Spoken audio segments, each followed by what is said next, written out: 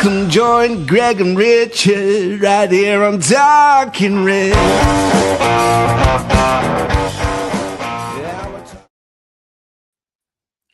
Hello and welcome to Talking Reds, a Nottingham Forest podcast hosted by myself, Greg Oram, and my fellow Forest fanatic all the way from across the Atlantic, Mr. Richard Spray. Richard, how are you, sir? Awake and looking forward to this one. We love a good fullback on our team now, don't we? Yeah, looking forward to it, buddy. Doing well, though. Awesome. Fantastic. Okay, right. The excitement of any transfer window always brings high hopes that Forest will dip into the market and sign numerous players to enhance and add strength and depth to the ranks of the men in red. This time round, 13 new signings have entered the building, and today we're going to take a look at one department in particular that needed particular reinforcement. Now, Forest relied heavily on both Aina and Nico Williams last season and definitely suffered when we saw Ola pick up that injury towards the end of the campaign. The fans have called for fullback cover, and so has Nuno. And the last-second addition of Oleksandr Zinchenko to the already recruited Nicolo Savona from Juventus and Cuiabano from Botofogo looks to have seen those wishes granted, albeit the young Brazilian has now instantly been loaned back to Botofogo until December. On this episode, we're going to go stats crazy and take a deep dive into all five fullbacks, their individual skill sets, their attributes, what they do well, and what they perhaps lack when compared to the others. And of course, here with us to do just that, we are in need, of course, of the stat man. It's Danscape. I'm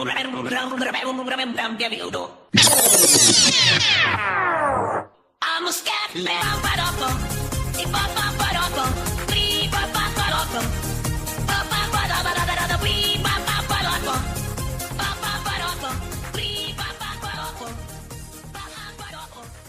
Feel you itching, Dan. I can feel like your fingers twitching, and I can almost hear that pulse racing when we talk about graphs and stats and spreadsheets and stuff like that. How are you, Danscape?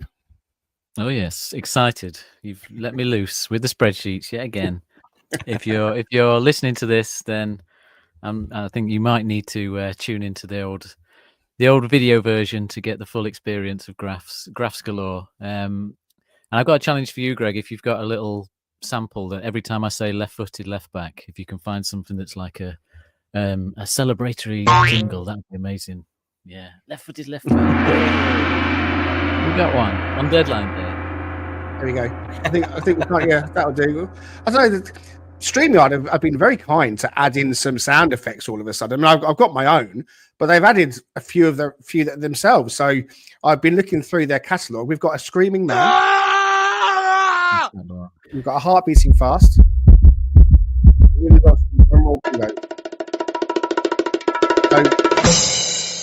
There we go. So you know me. There's any excuse to get the old sound effects out. I will take that, no problem.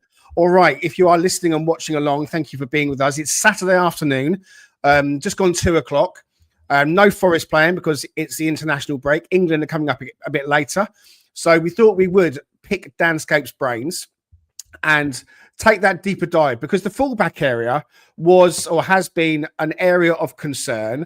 And also with the Europa squad coming out and Zinchenko getting left out of that squad and Cuiabano going over to Botafogo back on loan, you know, it's like a revolving door situation going on. So we thought it'd be a good idea to take a look at them in more detail. Just before we get into it, please do hit like and subscribe. Get involved along in the chat as well with your comments. And later on, after we've had a bit of a chat, if we have time, I might have a little quiz for these two guys, you know, in the fullback kind of a vein. But we have had the intro, but we haven't had the intro. So let's get underway. I'm a stat man. Fazendo som, Pedrinha Moraes fazendo som, e Pedrinha Moraes fazendo som.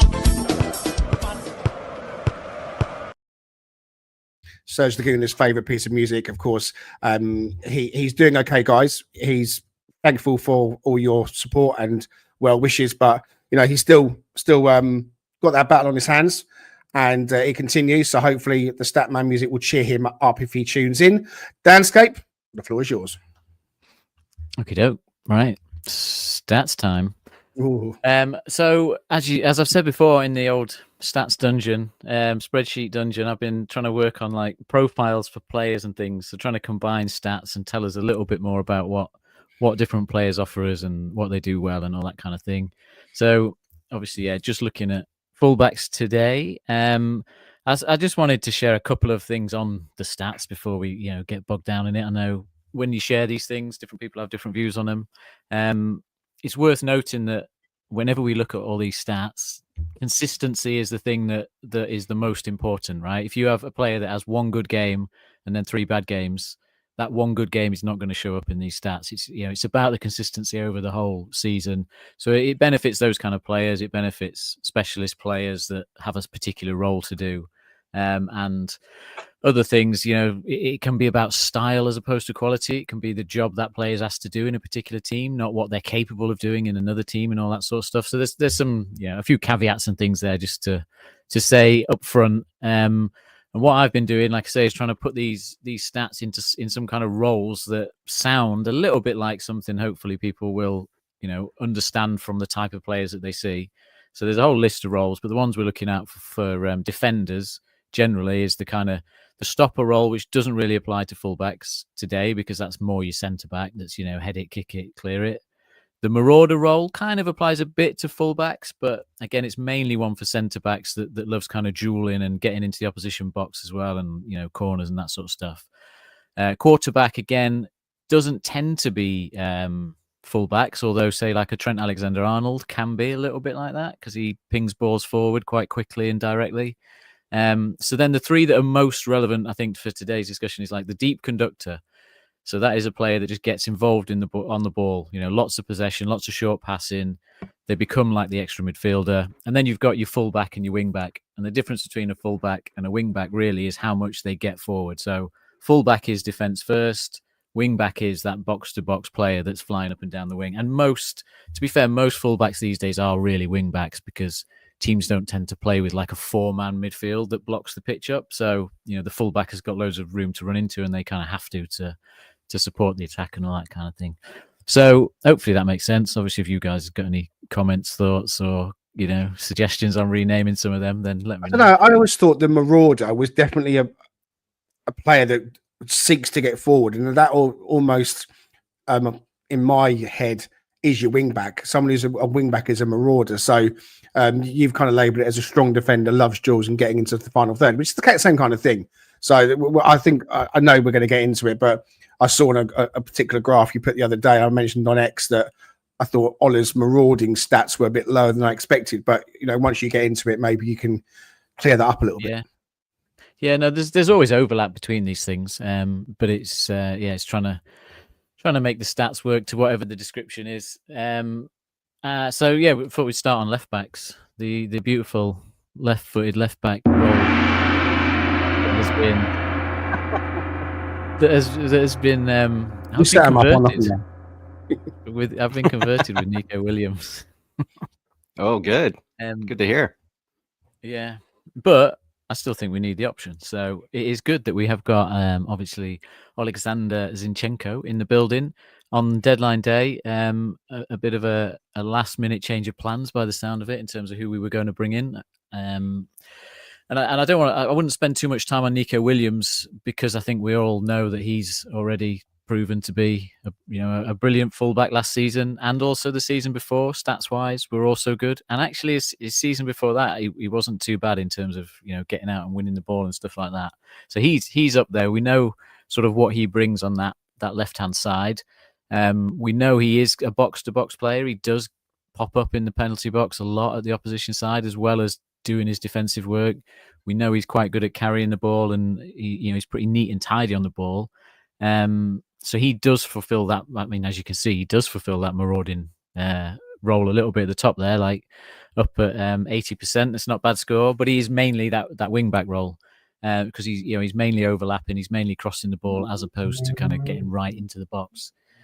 What he doesn't bring, which is interesting in the Zinchenko chart, is that they are kind of flipped, right? If you look at that bottom radar chart, is they are the opposite way around. So they both provide an attacking outlet. They both do well at ball winning and dueling, but where Zinchenko comes into things is that playmaking, progressive passing, which is the bit where on Nico's chart, the progressive passing isn't there. So he's more of that ball carrying fullback. Zinchenko is more of the possession based fullback. So whether that's a deliberate ploy for us to sign a player that's got that different profile, or whether it was just who was available, who knows. But what Zinchenko brings should be something that Nico hasn't brought. And again, going back to the comments that sometimes the job you're asked to do is not the job you can do when you're in a team, but it appears that we are bringing in something a little bit different. And Zinchenko's numbers there, if you look at the deep conductor role, which you said is about possession, this is from his season at Arsenal in 2023-24. And I just looked at his stats for that. And on Transfer Market, they've got him down as just playing left back that whole season. So that wasn't a season where he was operating as a midfielder, although he went into that role for them. But he's scoring like 97% on that kind of possession controller, deep conductor role, which is very different to what we've had from any of our fullbacks. So I'm interested to know your guys' thoughts on whether you think that's us deliberately bringing in a different profile of player, and also whether he'll have trouble adapting potentially in some of our games if he has to play and we're kind of backs to the wall. I suppose I'm interested to know what you think of Zinchenko in that respect. Go on, Mitch. Well, I was going to say, I think it's interesting when we look at Nico's, wing back, sort of high percentage on the wing back scale. Zinchenko obviously is at 92% based off of this. So he's relatively high on that as well. Do you think there's going to be a case in my mind where you have him on the left because he can maintain possession? He is good on the ball and he is good at creating progressive passes. So what does he offer differently, I think, from Nico on that side? Because we tend to favor that side of the pitch. And I wondered, from you, Dan, is the reason because of Callum's presence? Is the reason because of the way that Nico operates on the left and the way that he pushes forward so quickly, but he can get back, he can defend, he doesn't, and he does it for quite a considerable amount of the match too, because he's being asked to do a lot. I'm just curious as to how we might set up to leverage both of their skill sets, because clearly Zinchenko is going to play on the left. And could you see cases or certain types of opposing teams that we might face that we would want to deploy both of them on the pitch, and maybe Ola drops to the bench? Because we haven't got to Ola Aina yet, but I imagine there's a little bit of a differential between him and Nico as well from a stat standpoint. Yeah, like you say, we'll sort of come on to that. I think there is, yeah. And again, this is the bit I don't know is whether that's down to the job they're asked to do. Is Ola asked to do that kind of more sitting fullback role, so you don't see some of his numbers for the attacking side of it? Is it a case that we attack down the left hand side because we don't feel like we can on the right, or is it again just a choice just to almost lull teams into try and stretch the pitch one side, and then that you're going to go the other side all the time? But I suppose you don't want to be predictable, so I don't know on that. Yeah. I don't know. I do think the likelihood on Zinchenko and Williams playing in the same team. Yeah. Sorry, Greg. I was going to say, thinking about the Europa squad and Oleksandr Zinchenko being left out, I mentioned on the podcast we did a few days ago that maybe it's now Nuno's thinking that he wants to use Zinchenko in those Premier League games when the European games are going on, and Nico is his Europa fullback. And of course, I'm literally just speculating. I'm just kind of putting forward a proposal as to what might be the case. I think it is going to probably be wrong, but those stats where you see Zinchenko now has quite a high percentage in terms of possession. We've seen Forest go to a more possession-based game in the 3 games that we played. Certainly, at home against Brentford and West Ham. Obviously, we know that against Brentford, it worked perfectly in terms of the scoreline and the performance. And against West Ham, we struggled, really. We didn't really create anything at all. And so maybe that could come in, thinking, Dan, where you've got a player that's really experienced in that kind of fullback area. He can be that deep conductor and is used to having more of the ball at his feet and can do something with it, perhaps. Yeah, I think it's horses for courses job. I think, like for example, if we go and play Arsenal away, then I personally wouldn't be picking Zinchenko to be the left back. Well, you can't play him anyway. I know, but you know what I mean. I wouldn't anyway. Good point. I think if you're going to be under the cosh, as they say, and you are doing mostly defending, then I think there are. I mean, my thing with Zinchenko is whenever I've seen him play, and I kind of only watch Arsenal's big games, I feel like there's a mistake in him. Defensively, you know, I feel like there'll be a bit of a give the ball away in a bad area, or a player will go past him easily. So I think if it's one of the against West Ham, exactly the kind of player you want on the pitch, but against an Arsenal. I think that's what I kind of meant. If there'll be games that Nuno and the team will say, look, you know, this is a game where we're going to look to have as much of the ball as we can. And so therefore I've got this player with his profile coming in who's better suited. And I'm playing Neco in Europe anyway. And even if it's a game that comes up when the European games aren't there, it could still well be, okay, Oleksandr is better suited for this game because of the style of performance and play that I want to get out of him. Okay. Yeah. And anything else on that before we move on? Well, I was just going to say too on the chance creation piece of it, because I know, Dan, this has been a bit of a theme. It certainly was against West Ham, where we just couldn't find a way through teams, right? So having that added layer, I think you mentioned this a second ago, that playmaking, that ability to expand your horizons in terms of the number of personnel you have on the pitch to do that, that hopefully will help enhance the possession component of it, right? Because then it's not just about retaining the ball and maintaining possession and spending a lot of time with the ball on your side of the pitch. It's now trying to break through those lines and get a little bit more industry on available to you as well, which I think that's probably an exciting element. What we'd hoped to see from Alex Moreno, I would imagine getting a little bit more advanced up the pitch and creating, maybe inverting a little bit and creating problems for the defense. But yeah, it's excellent. Yeah, no, I think it does. I think it's the phase before the assist, if you know what I mean. That's where he'll kick in, and I mean, there's some numbers later on I think that suggest that as well, because you can see his assist numbers for Arsenal. You know, if you're playing 27 games for Arsenal, you'd think you might end up with more than 2 assists. But I think where the chance creation stat comes in is that it's also the bit before that. You know, it's also the kind of goal creating actions and all that combined. So. Yeah, we'll move on to just obviously Cuiabano, as we say it correctly, apparently. For those that haven't seen Danscape's introduction on X or YouTube, it's there to see. Cuiabano. Who's the other left-footed left back? Hooray! That we did sign. May or may not see. In a Forest shirt, depending how things play out. But he's much more, as you can see, his profile again is a bit different. He's much more in the role of what we've seen from our fullbacks, especially on the left side. You know, attacking, box crashing, ball winning, good at dueling. You know, again, not someone that keeps hold of the ball, not someone that's doing short passes and all that kind of stuff. He's a traditional wing back, fullback, I suppose, in that respect. And he's a good one as well. You know, you've got to allow some adjustment for his stats being in Brazil's league as opposed to over here. That, you know, you probably knock 10% off to kind of start with if you put him up against the opposition we have to face. But he's still got good numbers, and obviously he's a good age and everything. So I'd still be excited if he does. You know, if he can actually come back to Forest. I'm just surprised that we've kind of shipped him straight off. Are you that surprised? I wasn't that surprised, because I know that he was a name that was linked right at the start when there was the 3 of them. We only got the 2, Jekunya and Jesus, and that one fell off. And Brighton were after him as well. And I know everyone always now says, well, if Brighton are after him, there must be a good player.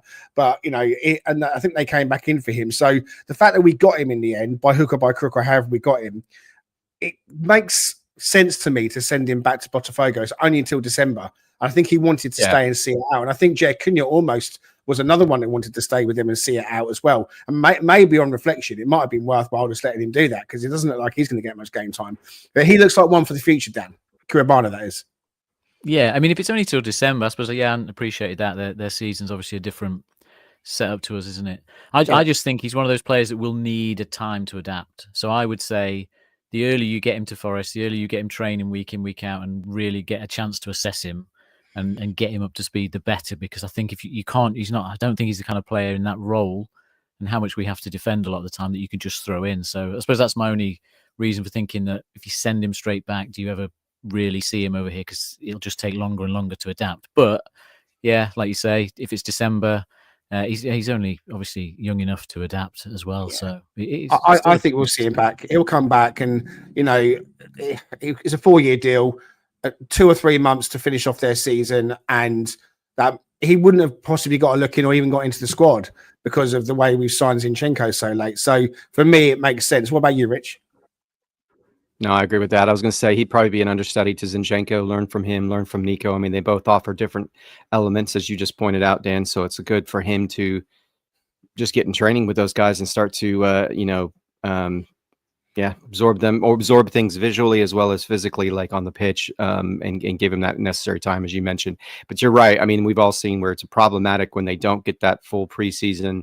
They don't get the chance to bet in with the squad. So if he does come back in January, I think he'll get on that track at some point, and maybe you do see him feature here and there. He's coming back to half of his former teammates already at the club as well. Remember, so there you go. He's not coming back to strange faces. Plus the other Brazilians. He'll probably bring 2 or 3 with him as well. We'll probably sign another couple in January. So start calling yourselves Botofogo Forest. Anyway, let's move on. Yeah, so that's pretty much it. Zinchenko's stats from 24-25 are on there. They're not quite as good as Housery as well. Yeah, I mean, massive Cuiabano. Where do you think you're going, shithouse? Thank you. So that's pretty much it on left backs, because we've only sort of got the 2 options, really, haven't we? Let's face it, we've only really got Williams or Zinchenko that anyone's particularly happy with going with at the minute. So moving on to the right back role, where there's a little bit more choice. Obviously, Nicolo Savona has come in as the main right backup option, we presume, based on the fact that he's in the Europa League squad. An interesting pick, I suppose. Coming back to start with Aina a little bit and what Rich touched on there, Aina is one of those players that doesn't the numbers don't love him. The fans do, but the numbers don't. And I can only assume, having mentioned at the start about consistency, is that's the main part of it. Is that he's capable of having a really good game, but he's also capable of having a couple of games where he's a bit absent from it. And I think, again, the stats can only show you a whole season. So if you're not consistent at that level, then they start to drop off. And you've got to be better in more than 50%, if you like, to obviously counter the bad games. So I sort of think with Aina that's potentially part of it. Where he stands out, he's still a good wing back, but he's at like 78%, where Nico's into the 90%, for example, on these numbers and these charts. And I think that's having Elanga in front of him last season as well. When Elanga is going to go flying down that wing more so, then you're not going to get as much overlap with on that right hand side with Aina, are you? Maybe that's part of the reason why the percentage is a bit lower. Yeah, I think in terms of his his attacking stats is definitely part of it. The bit that surprises me is where he's low on like the ball winning and the dueling, because he always seems to do well, but in terms of the numbers, it's kind of like it just doesn't come through. So where he stands out is ball carrying. We know when he's on the ball, he's very hard to get off the ball, and he is good at going past people and carrying us up the pitch. His chance creation numbers are okay. They're just about getting into that top 20% there, which is not bad. But again, he's not. Last season, anyway, he didn't show himself as the kind of ball retention, progressive passing player, because that wasn't our style. And then you compare Savona, who's come in at 21 years old, and again, his top kind of profile is that deep conductor role. Now he's not in the top 10% like Zinchenko was, or even the top 5%. So he's not someone that's standing out at that, but that is what he brings to the team, potentially based on what he's done so far at Juve. So if you want someone that's going to look after the ball and get involved in possession, then he brings that. But where the massive difference is from what we've seen on highlights as well as the numbers is the ball carrying and the kind of, again, that marauding role. So again, it's a question of, can you see why we've done it? Is it deliberate, or have we sort of just kind of got someone who was available for the role? And I mean, this is definitely one where I'm questioning our strategy at the end of the window, where like have the club spotted something that we don't necessarily see, or have we just kind of got too far down the list in trying to find this backup right back? I suppose is my question. Well, we had Maffio. Was that Maffio? Was he a left back or a right back? The lad that didn't make it. I can't remember. Right back. He was a right back because they were after him. I mean, Savona, we've spoken about as 6'4", doesn't strike me as the kind of flying down the wing back. And so that deep conductor, higher possession stat stands out, as does it for Zinchenko. So we brought in a fullback on either side that's got that as their top stat. And I just wonder if there's going to be a game in the Premier League where Zinchenko plays left back and Savona plays right back. And actually, that is the style of the game that Nuno is looking to achieve, where you got your two centre backs fixed, and actually you've replaced your fullbacks with two that are not going to get forward as much. They're not going to be marauding or in that wing back style as much, and they're going to be sat and set in. And to your point earlier, maybe it's more of a traditional line of four across the back that don't really move so much. I mean, can we see that happening maybe at Man City or maybe at Anfield? Don't know. I mean, is that? Yeah. I mean, I'm just putting it out there. You know, the only thing I keep thinking with Savona is a lot of teams are going for this kind of like almost playing a centre back at full back, aren't they? Guardiola at Man City and that kind of stuff. So maybe there's a bit of a trend there for us as well in having that kind of style of player who's going to get in the box and just get on the end of headers and stuff. Does it concern you a little bit though? Because one of the things you mentioned to me, Dan, we've had a couple of message exchanges, is that the right side of our defense seemingly becomes a bit leaky. And you saw it a bit against West Ham. You saw it against Bournemouth last season. I think against Fulham the year before that. I wonder if that's because I'm not seeing a lot of ball winning. I'm not seeing a lot of dueling. I'm not seeing box defending on either of these players. So how do we deal with that? Does that become a point where you strengthen your case for the idea of shifting Neco to the right? I mean, you're going to lose some of that defending on the left if you bring Zinchenko in, right? Because he's not really ball winning, dueling kind of player either. Whereas I think Cuiabano is more that kind of player, right? So does future state become? I mean, I'm projecting out too far here, but where Neco's maybe on the right, and then you've got Cuiabano on the left because he can do a little bit of everything. Clearly, he's got to adapt to the Premier League and the quality of it. But to me, that just stands out right there, and I worry because that seems to be where either if we get overrun in midfield, we see a bit of clearly see a serious issue in terms of how we defend opposing teams. But then it's also on that right hand side because that match against West Ham, to me, Aina was getting up the pitch more, but his defending was a bit casual on on our side that final third. No, I've flagged it before about whenever we have a bad game, it seems to be that side of the pitch where teams just go at us. That Newcastle away game was one in particular, wasn't it? They just seemed to cut us open on that side of the pitch. Bournemouth kind of did it, and West Ham sort of did it in the end. And it's one to keep an eye on. I suppose I'll move on just to obviously conscious of time. Just a quick mention for Jair Paula. Who actually, you know what? When you look at the stats, if you want a right back who's a big boy, then his stats suggest that he's actually more suited to play in that role. Now he's not in the Europa squad, so he's probably not seen in that way. But he is actually a ball carrier. You know, he's shown that. Yeah, Jair Paula, Jair Cunha, Jair. He is a ball carrying player. You threw me in. I thought, who's Jair Paula? So yeah, he goes by that name on FB Ref. So yes, he's a centre back, but it's almost like if you looked at the profile of a player for the right back role, you choose, Jair, based on the numbers. So he might get a shout. He might be, someone that does see a few games on there. We saw him obviously in pre-season. So don't necessarily rule him out just yet. And then the last option which gets me all excited downstairs, would be the idea of seeing Delaney Bakwa.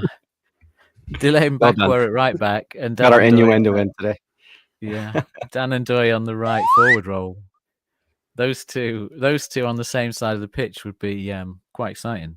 Now, obviously, depending on the opposition, I wouldn't pick it at Arsenal away next week, but there might be times when that could be a very exciting way of doing things. Because if you look at Bakwa, and you want attacking stats, they're all there. They're all there for all to see. Quarterback role, 100%. Goodness. Yeah, which is because he plays further up the pitch, I think as well. But he's direct. He's direct. He's the player that suits what we did last season. He's very direct. Get the ball and go. Not going to mess about with short passes, sideways passes, and all that. Fantastic. So I suppose that's where we are with the players we have kind of ended up with. There's a bit of a summary here of who stands out within each of the roles, and obviously the bottom is the more interesting one for fullbacks in terms of the deep conductor role, which is Zinchenko. And I suppose what I didn't show on those slides is this season so far, because it's only 3 games, but Aina so far has had to play that deep conductor role. He's seen a lot of the ball, he's seen a lot of possession, but we haven't really done anything with it is the only sort of issue there. So again, it does point towards, the recruitment's been done to suit that style of what we're doing. The fullback role, pretty even across the board. And then the wing-back role, you can see, obviously, Neco kind of stands out. Cuiabano stands out, albeit in a different league. But Nico Williams stands out in 2 seasons there, 24 to 25. And this season, he's still performing well in his role as a wing-back. And then the others are on there. And that's where Savona and Jer Cunha, they're the notable ones that don't look like wing-backs. Yeah, if you're looking at it as a profile, they just don't look like wing backs on the face of things. So the question I was going to pose is like a bit of a break halfway in is kind of, how do you actually rate our transfer business when it comes to the fullbacks overall? Because I suppose I have a view, but I'll maybe chip in with that at the end. Okay. Well, look, we're going to take a quick break and come back and answer that question in just a moment. So be interested to get everyone's thoughts in the chat on our fullback transfer business. We have got to say a belated hello to the Garibaldi nerd who's with us. He says, oi, oi, happy Saturday, folks. And Steph is over in the US. Happy Saturday. She's cleaning her house. She says it's going to make it a lot more enjoyable. Brucey says, Richard, it's so very nice for you to grace us with your presence today. And Gary Lamb. I have a job, Bruce. Isn't that weird? I know. But if you are in the chat, let us know your thoughts on our fullback transfer business, please. And we'll leave you with this for 30 seconds. The Cheese Trader, based on Grape Lane in York, is a cheese lover's paradise. Home to some wonderful specialty cheeses, relishes and chutneys, and also with a fantastic street food menu. Try their loaded fries or posh cheese on toast. It'll be the best you've ever had. Owned by Forest fan Stu Freestone, the Cheese Trader proudly sponsors Talking Reds. Quote Talking Reds every time to get 10% off your order.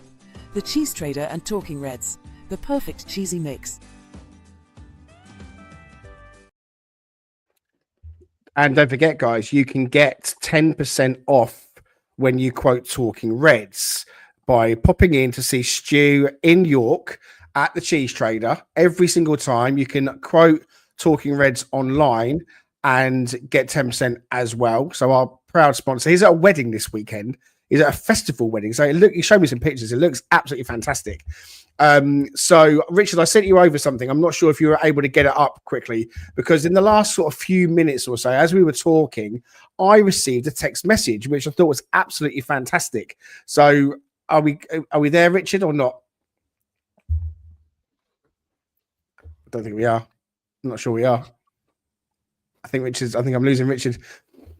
So Simon Hall, who follows us on Facebook, I think, as well as other places, he said that he has just been to the Cheese Trader in the beautiful city of York, and he got his 10% discount, and he's shown me a picture as well. He says, thanks, Talking Reds. So Simon Hall, who has been a big supporter of the podcast for quite a while now, thank you very much to you, Simon, and really pleased that you were able to make your way over to the Cheese Trader in York, got your 10%, and we encourage all of you to do the same.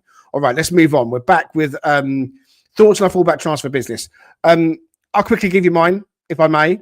I was getting a bit worried that we were going to leave it till too late. And I know, Dan, that's been kind of in your thoughts as well. It's like, we left this really, really late, and did we end up scraping the bottom of the barrel? And so, I can understand that, but it's not easy to get transfers over the line. There's so much at play. There's so much going on. There's so many different offers on the table. Players have choices and so on and so on.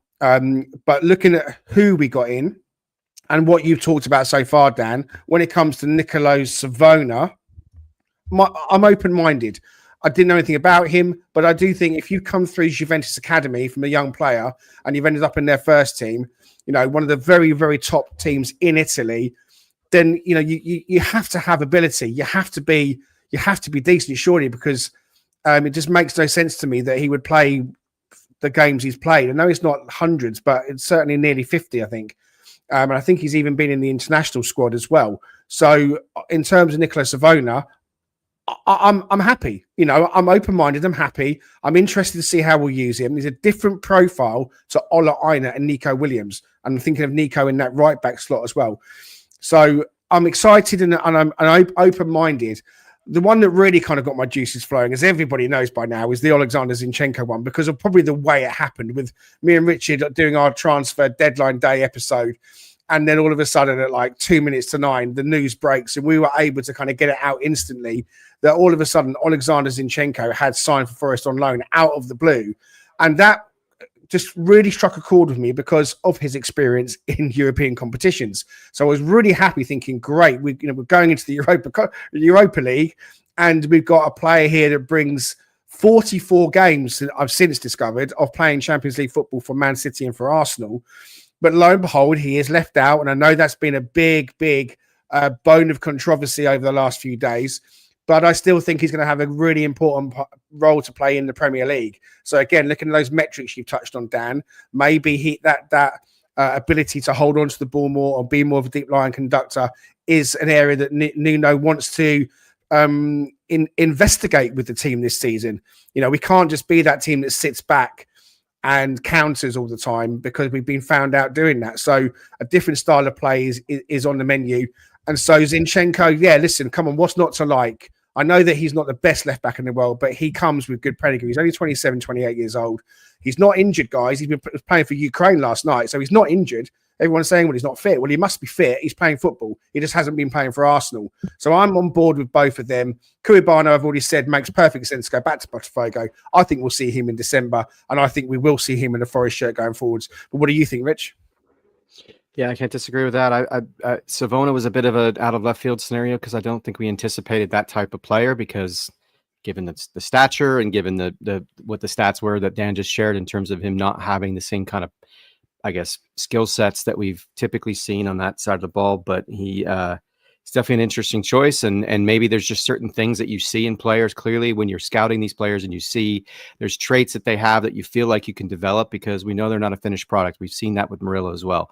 While he came in and adapted fairly quickly, there's still aspects of his game that needed to grow, needed to mature, needed to become more refined. And so we've seen the elements of that. So I can't disagree with you, Greg. Of course, I'm excited about just because I've been more excited for Dan for the left-footed left back.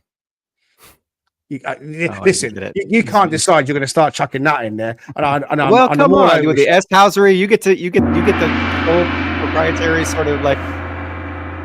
Listen, you know how this side of the screen works when you get your fingers moving and everything goes up and down. So that's true. You hold your horses, mate. I'm actually, based off the stats that you just mentioned, I'm actually more excited about the Cuiabano thing. Cuiabano, excuse me. Because I think there's elements of what he does that I think could be very valuable to us and maybe fill in these gaps that maybe Zinchenko doesn't. And so it'll be interesting to see to your point, Greg, where he comes back in and how much does he become utilized and maybe it's in cup matches, you know, to kind of get him a little bit more acclimated, get him kind of not only in terms of acclimated to the game in the UK, but also to the UK itself. So yeah, very exciting times. Yeah, it was stressful. Left it to the last minute per usual, the 11th hour moment for Forest, but looks like we've got the depth we need now, which is fantastic. Gordon, Dan, what do you think? I think I share Nuno's frustration on the fullbacks. I think I think we tried a hell of a lot. You want a press conference? Do you want a press conference? Yeah, I need a press conference and a better relationship with the owner. I need. I just think we tried Chatchua, we tried Maffio, we tried who was the other guy? Gertruda at some points. We tried Rico Lewis. Yeah. You know, we tried Matty Cash. We tried so many players, and we seem to have two different style of players. And then I started getting into conspiracy theories, thinking, well, are we changing style for Nuno, or are we changing style for the next manager who wants a possession-based fullback? Who knows? But I'm saying, like Chatchua and Maffio and players like that were more traditional bomb forward kind of fullbacks. Then we started looking at likes of Rico Lewis, who are more the kind of possession midfield kind of Zinchenko. So it's quite a change. Yeah, so it's quite a change in our approach. But I suppose what frustrates me is things like when you see Kyle Walker-Peters, who wasn't necessarily top of my list, but you see him go to West Ham, and effectively West Ham have got three top fullbacks there in Wan-Bissaka, Walker-Peters, and Diouf. And you kind of think, well, he was on a free. Like, we knew we needed fullbacks from January last year because we knew Toffolo was leaving, we knew Moreno was leaving. Why were we not all over that and sorting that like week one of the window? You know what I mean? So I think there were better ways of going about it. So I think it's a frustrating one. I can see why Nuno is frustrated that it's taken till the last week of the window, and then we've potentially ended up with players that were convenient as opposed to like top of the list as well at that point. So that's my honest view on it, and that doesn't mean Go on. Yeah, it kind of gets to your point too, Dan, that you mentioned about was it really necessary to wait for the cast thing to be decided? Because those are the types of players that you could have already had in, right? You could have already established that. But yeah, you're right. Chachua, you haven't watched him for Wolves. My goodness. You want to talk about a league base? Yeah, Chachua went to Wolves, and Gertruda went to Sunderland, I think. Yeah. Maffeo stayed at home, like three little pigs. All right, okay. In the comments. Sorry. Garibaldi Nerd says it feels like I don't know why it made me laugh or where that came from. Garibaldi Nerd says it feels like Europa, Aina and Williams are each other's cover if one is out, with Savona coming in on the right. Gary says we've got fullback cover, so I'm happy enough. And Jackie's with us. Hey Jackie. She says, would Savona be an option for three at the back as he's more defensive minded? That's a good point, Jackie. It's something I was thinking about. It was something we mentioned earlier. We might get into that, but we're going to move on because time is getting against us, Danscape. Yeah. So I suppose these next few charts, we'll have a look at some of these players that we were interested in originally along the way and see the different types and see a little bit of how things have changed for us as a team as well. So on this chart, what you're looking at, from left to right, you're looking at the kind of possession controls. This is how much the players get on the ball and influence us in possession. And then from bottom to top, you're looking at how much they convert that into actually creating chances for the team. So what you want is someone in the top right-hand side, which is kind of what the top right-hand corner, which is what we've got with Zinchenko there, because he is on the ball. He's getting a lot of possession, but he's actually turning that into chances for, obviously a good Arsenal team. So he's up there. So you can see why he fits that profile. What's interesting for us is that you've got, obviously, the Forest players are in red on this chart. In blue are the players that are coming into the squad that we haven't really seen yet. And yellow are all the ones that we were kind of rumoured to potentially look at and Zinchenko's replacement. So what's interesting is that Ola Aina and Nico Williams from last season to this season have moved so far to the right. And that's obviously because we are now seeing so much of the ball that they are seeing so much of the ball. So they are now scoring very high on being these kind of possession-based fullbacks. But what they've not done, and yes, it's only 3 games, so I'm not seriously judging them on it. But what I'm saying is what they've got to do is they've got to turn that possession being on the right-hand side of the chart. They've got to move up it, so that they're turning that into chances for us as a team. Because I think when you have a lot of possession, I think your fullbacks unlock a lot of games. I think, you can't just have a fullback that's just on the ball going sideways. At some point, you need that line cutting pass and things, because teams obviously block the middle. So it's the sides where you get the opportunities. And you can see where we've hit in terms of Savona and Zinchenko is more towards that possession on the right-hand side. And where we were trying to recruit originally, which was Chachua and Mahu, and even at the end, Galan from Spain, he's up there on the top left, and they're more of your traditional marauding fullbacks. They're creating chances, but they're not using a lot of the ball. They don't need the ball to create chances. They're going to bomb on.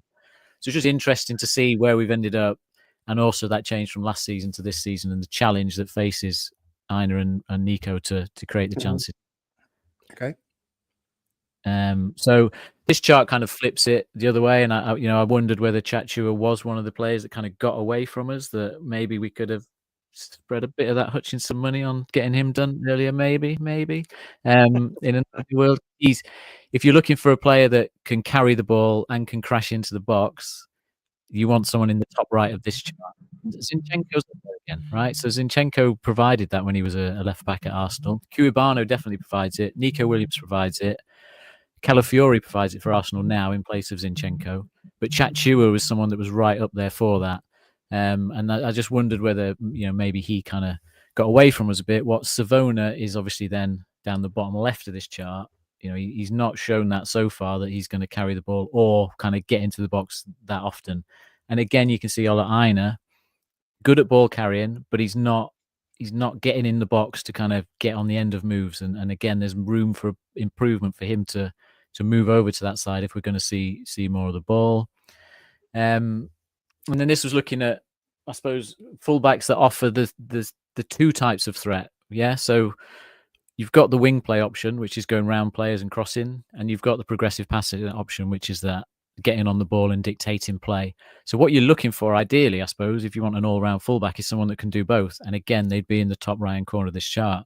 And again, Zinchenko, exciting in respect of providing that option. And Aina this season has provided that, just without the end product at the minute, in that he's offered both. He's gone round players, he's put the ball in, but he's also been involved on the ball.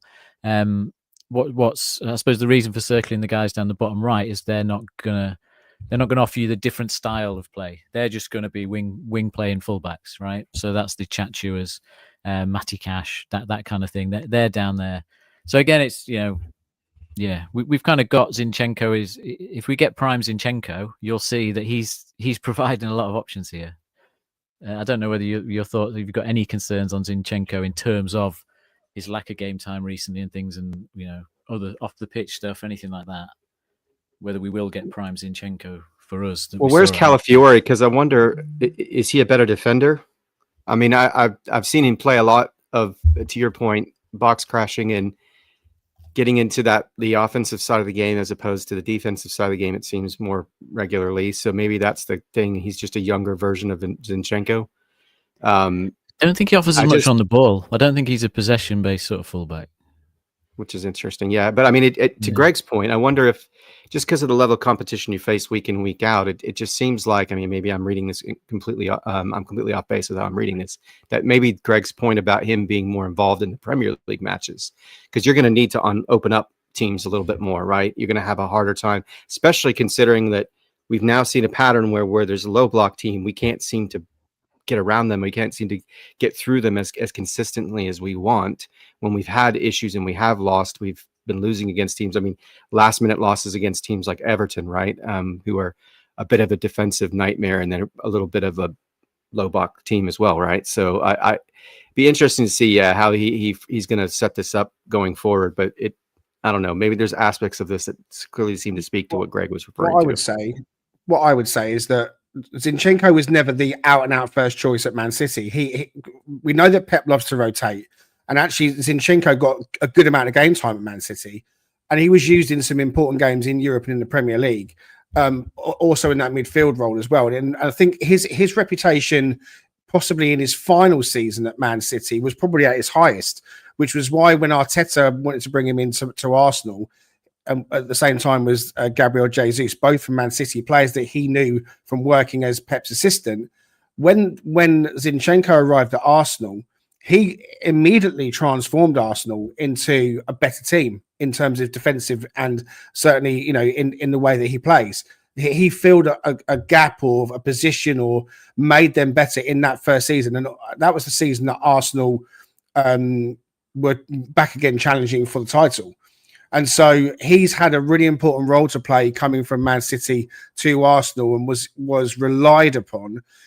I think injuries might have hindered him slightly, but of course, like any team, Arsenal aren't going to stand still. He was brought in at a time when they needed to evolve up a step, and they've probably just now, it would seem to me, look to evolve up a step again with Calafiore coming in. And so therefore, as much as Zinchenko is still a good player, his game time has been reduced and then becomes, I guess you have to say, surplus to requirements at Arsenal. Doesn't make him a bad player. And I think in terms of what you're asking, Dan, what kind of Zinchenko are we going to get? Well, only time will tell. And the reason why I said, is he going to get used in the Premier League, is probably an obvious thing, because he ain't going to get used in the Europa League because he ain't in the squad. So it can only be the Premier League that he's going to get used in. But I think what I was trying to say was I see him getting used in the Premier League and not just being on the bench in the Premier League. I see him actually getting game time. And I do foresee there being more rotation on that left-hand side now because the games are going to be thicker and faster. And I think having Zinchenko, I immediately trust him, because you have to look at his CV and you have to look at his back catalogue. and he is a good player. You know, him coming into a Forest side, you know, he's not head and shoulders in terms of talent above everyone else, but he is on the same level, if not better than some of the others. You know, he is a very, very good Premier League footballer. So I'm confident that we're going to see a good Oleksandr Zinchenko because he's going to be playing more. Yeah, I hope so. I think so. I definitely think, yeah, like you say, the rotation comes in, and if he hits these numbers, you know, he's a great left back for us. So just looking at the defending side of it to mix things up a little bit, this is where maybe Calafiori situation comes in. Looking at it now, I threw these players in at the last minute, like Calafiori and Timber, so I've not really thought about it. But when you look at this chart, if you go left to right, it's the box defending side of their game. And so I mentioned earlier about, you know, Man City have got Gvardiol as a left back, who's kind of a centre back. It's almost like Calafiori offers that side to his game. Like, he is quite a big guy, and actually he scores the highest of all the people that are sort of highlighted here, going to the right as a box defender, whereas Zinchenko doesn't really offer that. You know, you're not expecting him to be winning headers and duels in and around the box so much. So maybe that's Arsenal trying to change style of what their fullbacks are like a bit as well. Maffio's the guy who stands out from the targets we had here as being the guy who's, you know, a kind of a dueling master. If you want someone to go in and S-house and win tackles and stuff, he was the guy at the top of the list. Matty Cash is not far behind in that, and obviously Neco and Ola do all right there. Further up the chart, I'm not worried that. Don't worry that no one's at the top right of this one, because it suits centre backs obviously rather than full backs. But in terms of the full backs we're looking at here, again, the only concern you've got is that Zinchenko doesn't show defensively the same level as Ola and Neco have done in and around the box, which would be one area where, again, horses for courses kind of games, I guess. Some games where you're going to have more of that to do. And then this is trying to look at, like, well, what two stats would you put for a fullback? You know, what two stats would you put up to give you the ultimate fullback? So ultimately, you want them to be good at going out and winning the ball, good in tackles, yeah, and then you want them to get box to box. I suppose that's what you expect from your fullback. I remember watching Des Little bomb up and down behind Stevie Stone back in the 90s. You know, classic fullback wingback role. So on this chart, I suppose, look, Savona stands out again because he doesn't stand out on either of those two things, right? His numbers aren't great for ball winning, and they're not great for box to box on this chart. So there's a question mark next to him. Not sure quite why. I circled a couple of the targets that we had. So Maffio, great at the ball winning, but not as great box to box. Not bad, but, you know, he's kind of like, yeah, okay, you probably crossed him off the list for that. Chachua, very much top left, so he's box to box all day, but not so good at winning the ball, or didn't have to win the ball as much in his role, depending how you look at it. So look, Nico Williams is our one player that's in that top right hand side of the chart. Yeah, Nico Williams last season. Absolutely. If you're looking for a dream fullback, he's right up there. Cuiabano is up there from his time in Serie A. So, you know, maybe there's a bit of excitement there to come. Alex Moreno and Ola Aina are sort of on the outskirts there, although that's Ola Aina's numbers from this season. Ola Aina's numbers from last season, it just didn't have that box to box, right? So he scored okay for ball winning, but actually because he never gets on the end of stuff at the other end of the pitch, because he was held back potentially, I feel like there's still a bit more to come from him if you're looking for the kind of ultimate fullback. But Matty Cash is the other one. That's why I sort of mentioned Matty Cash on the left, in that he's up there in that top right corner. So maybe he was the guy that got away the other night. I tell you, yeah, cracking. That was scenes of West Brom away from a few years ago. Yeah, so maybe he's another one that got away. You know, obviously difficult. That was a difficult one to do because would have fulfilled that quota in Europe as well, wouldn't it? Yeah. But they'd have been selling to literally a direct rival. So I can see why that was a difficult one. But he maybe was the ideal one. So look, the final thing was, how can we get more end product from our fullback? Not how can we, but, you know, do we need to, or who needs to offer it?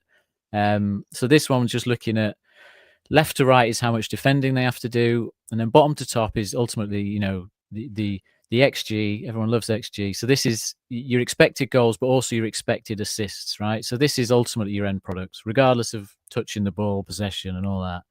This is how much end product can you bring. So the players in that top third of the list there, you know, they are scoring well for defenders in terms of either creating chances for other people or getting on the end of chances and, you know, having dangerous chances themselves. So you can see that Nico Williams is up there, Alex Moreno's up there, Cuiabano's up there, Chachua's up there, Galan is up there, Mafio's up there. You know, some of these targets and things we looked at are up there. Aina is the one that stands out again, and this I sound like I'm picking on him now, but he's the guy that last season, this season, hasn't converted the possession and the ball carrying and all that into chances for him or for others in the team. So I think that's where there's an improvement to come.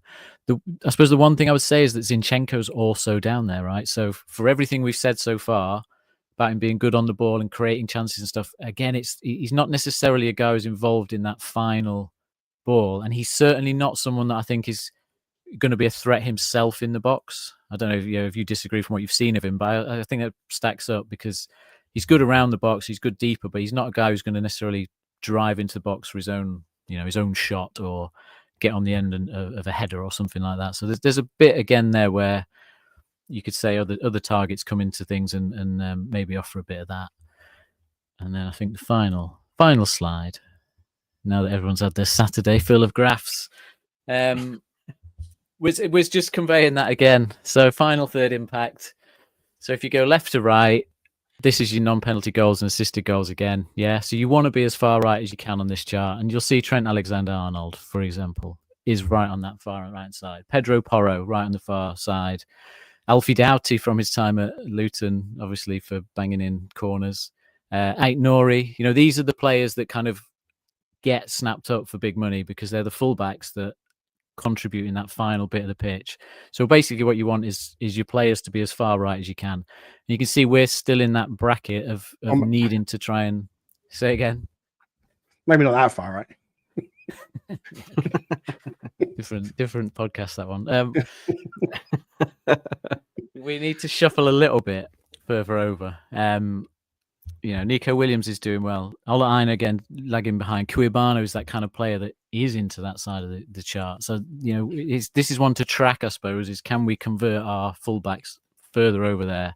And the bottom to top is kind of how many touches they have in the attacking third. So if you've got someone like Cuiabano who doesn't actually get on the ball a lot, but still creates a lot of chances because he's low down and he's on the right, then that's your classic fullback. Whereas Zinchenko gets on the ball a lot in the final third, but he's not, pushing himself over to the right. So basically I'm trying to get across. I think there's more to come from our fullbacks this season. I think that's the key for us. If we are going to have possession and we are going to dominate games, it's the key for us to actually create more chances than we did last season, I think. For me, I think this is fantastic. And you can look at these stats and the way that you position them in certain graphs, and it gives you a real good idea about what you can get out of a player and what their attributes are. But I think the key for me is just how the manager wants to use his fullbacks, because there are different ways to penetrate an opposition's box and to put them under pressure. And some managers will use the flanks more than others, and they'll want both wing backs getting forward, or maybe just one of them. And they'll specifically say to one, look, I need you to sit in today. You're going to almost become a third centre back. So we're going to be lopsided and play down the left. And so that will obviously hinder the stats of the right back if he's being asked to sit in. And I've already touched on, I think, when you've got Anthony Elanga in front of you, as Aina did all last season, overlapping him is not going to happen, really. He's the one that you want to put the ball through. When we're playing that low block style of football, the ball is getting won by Anderson, given to Gibbs-White. They were launching forward, and then you've got Anthony Elanga just inside your own half, latching onto the through ball when Aina doesn't even come into play. And that was a large percentage of our goals last season getting scored by that. Plus, as well, the amount of goals that are getting scored by Chris Wood, and the high percentage of those getting assisted by Elanga as well. It's an area that we need to look at in terms of who's going to assist the striker this year. So it's an interesting one for me as to how Nuno's going to use these fullbacks. And I just foresee and I speculate that we're going to see Zinchenko and Savona coming into the side against those top teams, perhaps, where you want to have a more defensive outlook. I don't know what you think, Rich.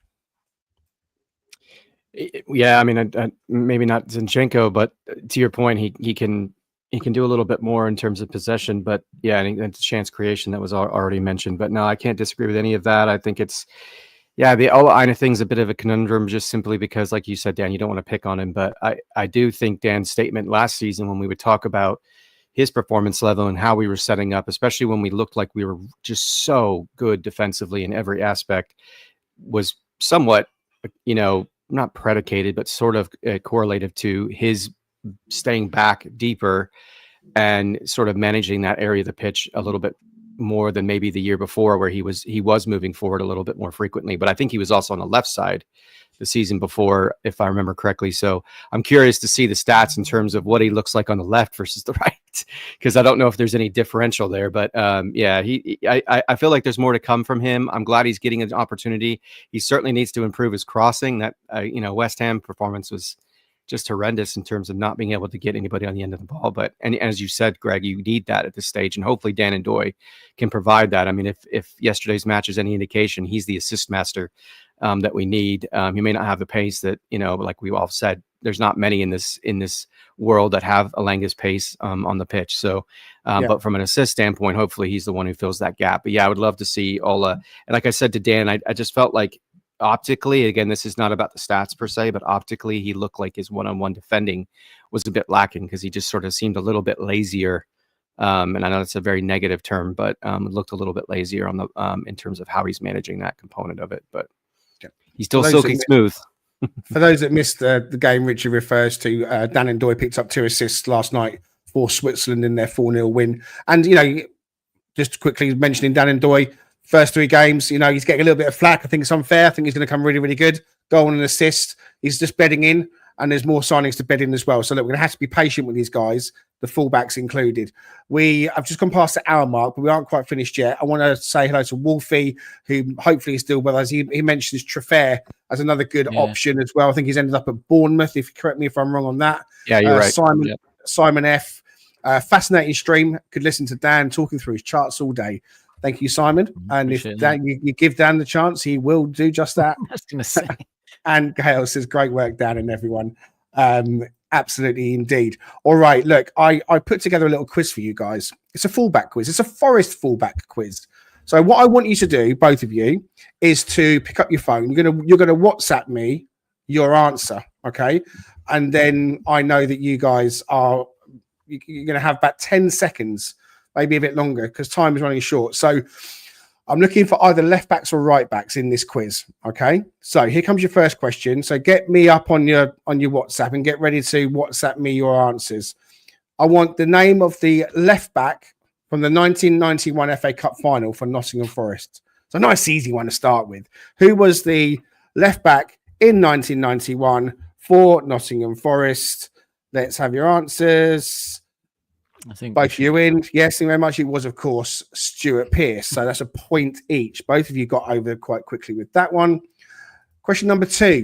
The 1992 Zenith Data Systems Cup final. Who was the right back? So who was the right back in the 1992 Zenith Data Systems Cup final? Richard's in with his answer and Danscape is in with his answer. It was Gary Charles. Well done, both of you, for getting that answer correctly. I like it. These answers are coming in quickly. Question number 3. The 1992 Rumbelows League Cup final. Who was the left back in the 1992 Rumbelows League Cup final? Who was... No looking in the comments. I haven't looked myself. Stuart Pearce is the answer that Richard's given us. I mean, yeah, I don't know if it's a trick question, that one. Is that right? Was that wrong? Yeah, it seemed like a trick question. Both of you said Stuart Pearce. Both of you said Stuart Pearce. And both of you got it wrong. It was Brett Williams. Okay. Stuart Pearce got injured in the in the Zenith Data Systems Cup final, and he was out. It was Brett Williams, of course, that man with the big moustache. So no points over there. Question number 4. The 1979 European Cup final. Who was our left back for Nottingham Forest in the 1979 European Cup final? Come on, boys. Let's get your answers in, please. This is beyond my... Oh, man, I'm guessing here. Okay, Richard's got his answer in. I'm going to know it when you tell me it. Oh, you are going to know it. Of course you'll know it. Yeah. 5. Just 4. I'm giving you a wrong answer to give you an answer. Incorrect. So Richard said Kenny Burns, of course, centre back Kenny Burns, not left I back. was taking a guess. Martin O'Neill was your answer, Danscape. Famously didn't play in the final, got left out. Famously, no, it was Frank Clark, boys. Frank Clark. Oh gosh, See? damn it. Oh, Knew it, Forest knew it. player, manager, chairman. They get that Okay, in we the move comments. on. Question number 5. In the 2022 playoff final, who was the Nottingham Forest left back? So we're up to date now for you boys. Who was the left back in the 2022 playoff final? Think back just a few years. It was a great day out at Wembley. I was there. I'm gonna get a buzz. I'm looking for this. I'm looking for the starter. I'm looking for the starting player. So A bonus point for the sub. So Danscape is in, and Rich is in remember. with Scott McKenna. Scott McKenna's a centre back, mate. He's not. I know, but he played left in its back three. But it was he was a back four. So if I would, it was a back four. I It was a left remember. back. It was Jack Colback, and Danscape comes in with the answer. Yeah. The Well done, ginger Dan. ninja. Okay. Here we go. Question number 6. Who was the left back in the first game back in the EPL? So in the Premier League, when we got back and got promoted away at Newcastle, we lost 2-0. It was a great game. Who played left back in that first game back in the Premier League? So Richard's in with his answer, and Danscape is in, and of course it was. I want to know Harry Toffolo. There we go. Well done, both of you, getting that answer. Who was the starting left back? Number 7. Who was the starting left back against Liverpool at Anfield last season? The game we won 1-0 is a famous one. Danscape's in with his answer already. He got us off there. And Richard's in with his answer as well. And Richard says Neco Williams. And Danscape says Alex Moreno. And the answer was Oh gosh, Alex that's right. It was Moreno. It was the Moreno. one Moreno Oh, game. wasn't it? yeah. Everyone. Where he played It was well that against game. Salah. That's right. It was that game. I Yeah. thought, you know what? I'm going to give you an easy one there. Okay, we're moving on. Number 8. Who is Nottingham Forest's most expensive fullback signing? Oh. Who is Nottingham Forest's most expensive fullback signing? I put this quiz together in 10 minutes, by the way. I was quite impressed with this. So Danscape's in with his answer. Good. We've got that one in. Chester. Richard Spray. I'm looking for your answer, please. Most expensive fullback signing is 5, 4. Just guessing. I have no clue. Oh, mate, you've dropped the ball there, Rich. No, it wasn't Stuart Pearce, because that was probably worth about 20 quid. He came along with Ian Butterworth in a double deal from Coventry. It was Neco Williams, 20 million from Liverpool just a few seasons ago. Oh goodness, how can I not? Neco Williams, 1 in a million. Okay, 2 questions to go, guys. So we have only had one player from Chile to play for Forest, not Ben Brereton Diaz, because he wasn't a Chilean international when he played for us. So who is the only Chile player to play for Forest? He was a fullback. Yeah. I He can't. was the only Chile player to good play player. for Forest. Played But for the I can't national remember his name. team. Played as a fullback. I think he played mainly on the right. You know what? He might have been Yeah. with the left. I know he was a fullback. So I need an answer from you both. I can't remember his name, but he was good. Yeah. He was good. for And his we didn't short time yeah. here. Like a We're getting rare an good answer? player in that team. This is to say they got tougher at the end. They got tougher for you. As soon as you say it, I'm going to know it. But I'm just giving you a generic love- South American name. I love that. Rich has gone with no clue, which is not a bad I have no answer. idea. Landscape's gone with the Spanish version of no clue, which is Chavez. Just make up a Spanish sounding name. No, it was Gonzalo Yara or Jara, whichever you want to say. Yara. All right, unlucky guys. All right, last question, and this we're going all the way back to the European days. And this one probably will throw you, but I know this, and many will, but you may or may not know who was the European Cup final left back in 1980. So the second European final, who was the left back? I feel like this is a trick question. It's not a trick question. It's not a trick Oh, it's question. not a at trick all. question? No, Oh, it's then not. I a answered trick it really wrongly then if it's not a You trick answered it question. really wrongly, yeah. No. I don't know. Anything? Don't Any know. ideas, Dan? And you know what as well? A good shot. Listen, Dan says Frank Clark. It wasn't Frank Clark. He'd actually left the club by then. And Richard thought I was throwing a curveball and put John Robertson, and it wasn't John Robertson. No, it was Frank Gray, who largely has become a forgotten name. But he played in the European Cup final. In fact, we brought him in from Leeds, and he played for Forest and won the European Cup. Okay, so the scores on the doors are Richard 1, 2, 3, 3 in the end, and Danscape 1, 2, 3, 4, 5. So that's a win for Danscape.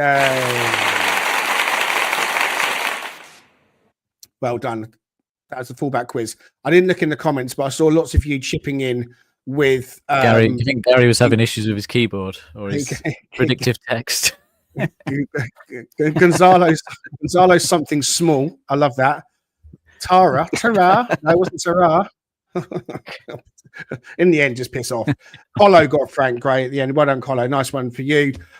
Guys, I've really enjoyed that. A real focus on one position today in the fullback area. Really informative as ever, Danscape. We salute you. Thank you so much for that.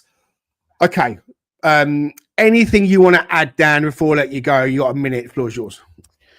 Only to say, like with players like Aina, when you're flagging stuff like this, it's because you know he's capable of so much more. Like, he's such a good player that's where I'm coming from. Is like, we can get more out of him if we can find a way to do that. And that's what I'd just say on that before anyone says I'm picking on him or trying to have a go at him.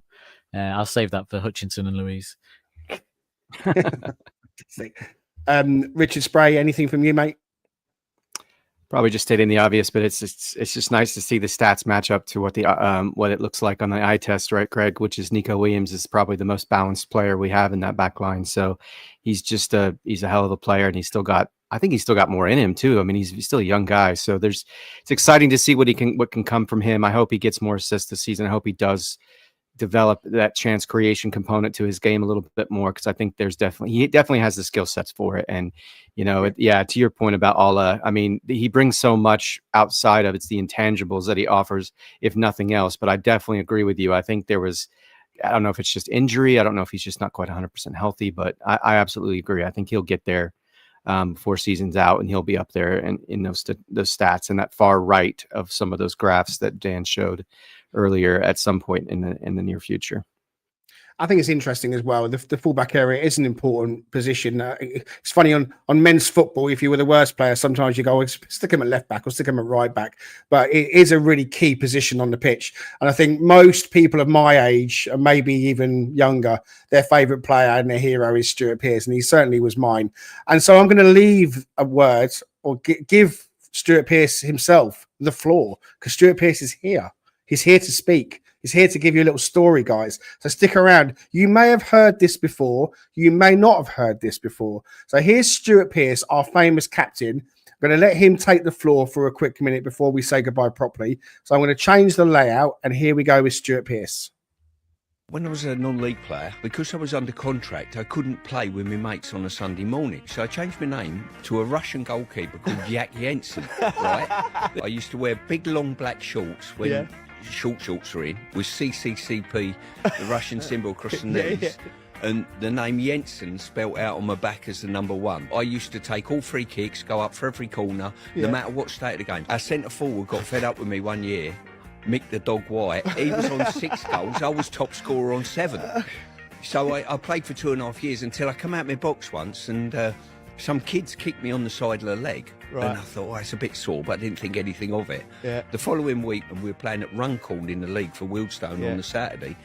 In the warm-up, I'm twisting and turning, and I felt as though someone had thrown a lump of mud at the side of my leg. That's what it felt like. Right. The small bone in my body had been broke the Sunday before and totally went as I was turning at Runcorn. I've come into the dressing room and said to the manager, I think I broke my leg. So, as they did in those days, give it 5 minutes and see how you go. So I started the game, and after about 10 minutes I had to come off. Went for a scan on Monday morning, I broke the fibula bone, and that was my goalkeeping finish then. Stuart Pearce, a character, a leader, a legend for Nottingham Forest. Thank you very much to @Football Stories on TikTok. That's their video. I've pinched that so we could just kind of hear from the skipper himself. Just for me to say, guys, we appreciate the support. Please do go ahead and like and subscribe. And any fullback that comes to Forest have got big shoes to fill, because Stuart Pearce, he had adverts in the programme advertising his electrician business. He was fixing irons for Barbara Clough to make sure he got on the team on a Saturday, and he was playing with broken legs and making sure that he was always available. So if you can live up to any of those as a fullback at Nottingham Forest, you'll be doing well. See you soon.